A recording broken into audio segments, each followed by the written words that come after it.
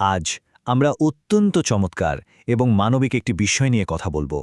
কুমিল্লার বরুড়ায় ঐতিহ্যবাহী খোসবাস মালিকিয়া দরবার শরীফ কমপ্লেক্স ওয়াকফ এস্টেটের এতিমখানাটি পুনরায় চালুর যে দারুণ ঘোষণাটি এসেছে তার ভেতরের বিষয়গুলো আজ আমরা একটু খুঁটিয়ে দেখব।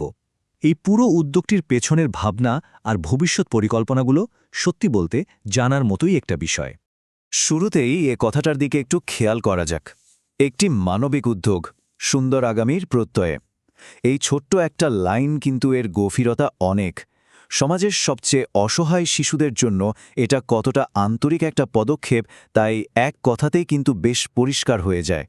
এটা স্রেফ একটা বন্ধ এতিমখানার দরজা খুলে দেয়া নয়, বরং বলা যায় বেশ কিছু শিশুর জীবনের একটা নতুন অধ্যায়ের শুরু। অতীতের শিক্ষা এবং নতুন প্রতিশ্রুতি, এই অংশটি দিয়ে আমাদের মূল আলোচনা শুরু করা যাক। এই কমপ্লেক্সটার কিন্তু বেশ লম্বা একটা ইতিহাস আছে। একসময় অতীতে ব্যবস্থাপনার একটু ঘাটতি বা ধারাবাহিকতার অভাবে প্রতিষ্ঠানটি বন্ধ হয়ে গিয়েছিল। স্বাভাবিকভাবেই এই বিষয়টা স্থানীয় মানুষ বা ভক্তদের মনে বেশ দাগ কেটেছিল। কিন্তু এখনকার চিত্রটা পুরো ভিন্ন। অতীতের সেই স্থবিরতার জায়গা নিচ্ছে একদম নতুন, স্থায়ী আর জবাবদিহিতামূলক একটা ব্যবস্থা। এবার সম্পূর্ণ নিজস্ব তদারকিতে কোনো রকম বিরতি ছাড়াই এতিমখানাটি চলবে, এমন একটা শক্ত অঙ্গীকার করা হয়েছে। হারানো আস্থা ফিরিয়ে আনতে এর চেয়ে বড় পদক্ষেপ আর কি হতে পারে। এবার আসা যাক এখানকার সুবিধা ও সেবাসমূহের বিষয়ে, যার সবকিছুই একেবারে বিনামূল্যে দেওয়া হচ্ছে। এখানে সবচেয়ে চমকপ্রদ ব্যাপারটা কি জানেন? এই যে এতগুলো সুবিধার কথা বলা হচ্ছে, ভর্তি, একদম নিরাপদ একটা থাকার জায়গা, পুষ্টিকর খাবার, স্বাস্থ্যসেবা, পড়াশোনা, এমনকি পোশাক, এর কোনো কিছুর জন্যই এক পয়সাও খরচ করতে হবে না। পুরোটাই শতভাগ ফ্রি। এটা কিন্তু কেবল কাগজে কলমে একটা ঘোষণাপত্র নয়। যারা এই মহৎ উদ্যোগে শরিক হতে চান তাদের জন্য এটা দারুণ একটা ভরসার জায়গা তৈরি করে। এখানকার পড়াশোনার ধরনটা একটু বলে রাখি। মূলত হিফজ এবং নুরানি, এই দুটো খুব গুরুত্বপূর্ণ বিভাগেই এখানে শিক্ষা দেওয়া হবে। একদম অভিজ্ঞ শিক্ষকদের তত্ত্বাবধানে বাচ্চারা কেবল সাধারণ অক্ষরজ্ঞানই পাবে না, বরং কোরআন মুখস্থ করা থেকে শুরু করে ইসলামিক জীবনধারার একটা শক্ত ভিত তারা এখান থেকেই পেয়ে যাবে। ভর্তি ও নিয়োগ সংক্রান্ত নতুন সুযোগগুলো এবার এক নজরে দেখে নেওয়া যাক। এতিম আর অসহায় শিশুদের জন্য ভর্তির দরজা তো খোলাই আছে, কিন্তু সবচেয়ে হৃদয় ছুঁয়ে যাওয়া ব্যাপারটা হল তাদের একটা বিশেষ প্রতিশ্রুতি। তারা স্পষ্ট করে বলেছেন, এই বাচ্চাদের শুধু আশ্রয় দেওয়াই তাদের কাজ নয়, বরং একেবারে নিজের সন্তানের মতো আদর যত্নে এদের বড় করে তোলা হবে। ভাবা যায়, এই একটা কথাই বুঝিয়ে দেয় এই উদ্যোগের পেছনে ঠিক কতটা মমতা জড়িয়ে আছে। আর এই শিক্ষার মান নিয়ে তারা যে কোনোভাবেই আপোস করতে রাজি নন তার প্রমাণও কিন্তু আছে। এতিমখানার জন্য এখনই একজন যোগ্য ও দায়িত্বশীল হাফেজ নিয়োগের বিজ্ঞপ্তি দেওয়া হয়েছে। মানে পড়াশোনার পরিবেশ আর কোয়ালিটি যেন একদম সর্বোচ্চ পর্যায়ে থাকে, সেদিকে তাদের কড়া নজর রয়েছে।